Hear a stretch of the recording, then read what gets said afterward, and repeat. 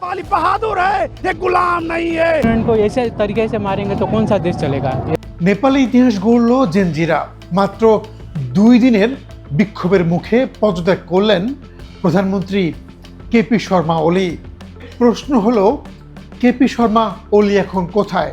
তিনি কি পালিয়েছেন নাকি দেশে অবস্থান করছেন? টানা দ্বিতীয় দিনের মতো নেপালের রাস্তায় অবস্থান নেয় জেনজিরা। মঙ্গলবার সকাল থেকে উত্তেজনা ছড়িয়ে পড়ে কাঠমান্ডু জুড়ে। এদিনও দফায় দফায় সংঘর্ষ হয় নিরাপত্তা বাহিনীর সঙ্গে। এক পর্যায়ে প্রধানমন্ত্রীর বাসভবন, প্রেসিডেন্টের বাসভবন, সুপ্রিম কোর্ট থেকে শুরু করে মন্ত্রীদের বাসভবন, বিভিন্ন স্থাপনায় আগুন লাগিয়ে দেয় বিক্ষোভকারীরা। শেষমেশ প্রেসিডেন্টের কাছে পদত্যাগ করেন প্রধানমন্ত্রী অলি এবং হেলিকপ্টারে করে তিনি পালিয়ে যান। বিক্ষোভের শুরুটা হয়েছিল গেল বৃহস্পতিবারে। 26টি সামাজিক যোগাযোগ মাধ্যমের উপর নিষেধাজ্ঞা আরোপ করে নেপাল সরকার। তার প্রতিবাদ জানাতে সোমবার পার্লামেন্ট ভবনের সামনে অবস্থান নেয় জেনজিরা। এক পর্যায়ে পার্লামেন্ট ভবনের ভেতরে প্রবেশ করে তারা। তাদের ছত্রভঙ্গ করতে গুলি চালায় পুলিশ। এ ঘটনায় অন্তত 19 জন মারা যান।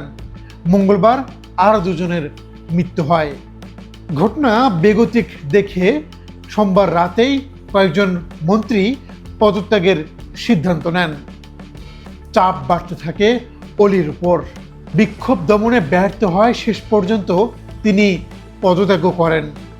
যদিও তার পদত্যাগের পরও কিন্তু বিক্ষোভ থামছে না।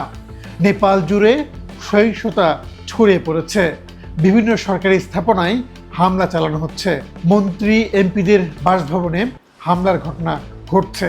যদিও সেনাবাহিনী কিন্তু বলেছে দেশের নিরাপত্তা দায়িত্ব তারা নিচ্ছে। প্রশ্ন হলো, অলি এখন কোথায়? আপনারা দেখেছেন যে অলি হেলিকপ্টারে চড়ে পালিয়ে গেছেন। স্থানীয় গণমাধ্যমগুলো বলছে অলি এখনও নেপালে অবস্থান করছে। তবে বেশ কিছু ভারতীয় গণমাধ্যমের দাবি অলি হয়তো খুব দ্রুতই দেশ ত্যাগ করে অন্য কোনো দেশে আশ্রয় নেবেন। সেক্ষেত্রে দুবাইয়ের নাম সামনে আসছে।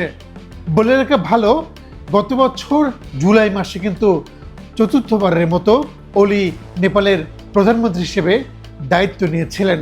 মাত্র 1 বছর 1 মাসের মাথায় কিন্তু তাকে ক্ষমতা ছাড়তে হলো।